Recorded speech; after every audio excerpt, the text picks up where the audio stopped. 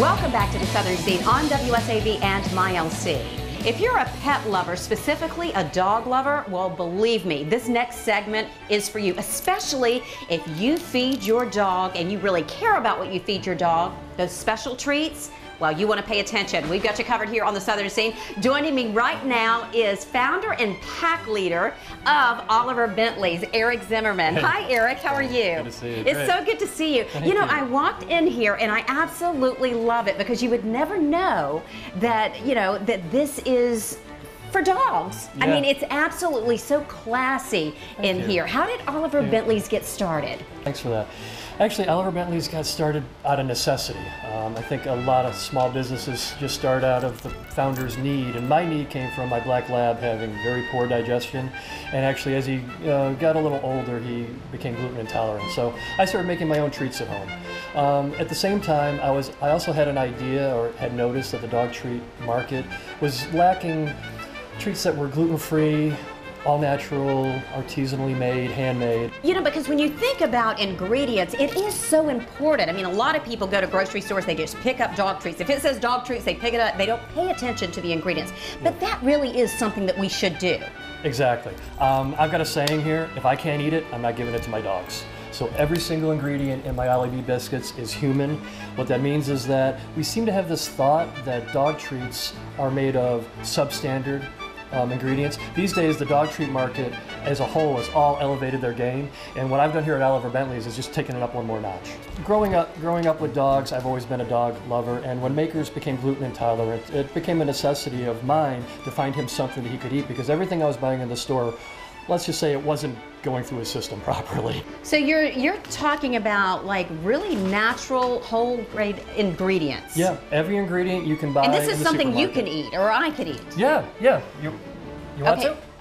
Okay, so you're going to tell me to eat a dog treat. Well, see, This will, you know what, if I can, you can. That's what it's all about. If I can eat a dog treat, anybody can eat a dog treat. And this is my challenge. Are you going to do it first? Yes, and this is my challenge, to try to get people not to say I'm eating a dog treat, to say I'm eating a biscuit. It just happens to have a certain ingredient balance for canines, but they're all human ingredients. But it's okay, so it's a biscuit. Okay. It's a biscuit. Okay, so let's do it. All right, here we go. Let me give you half. Okay, so we're sharing a dog biscuit. So and Allie B and Abby, they're wanting theirs too. All right, this is how it goes. Ready? The texture is like a graham cracker meets biscotti. I like that. I would love that with coffee. I have 4 or 5 with coffee every morning.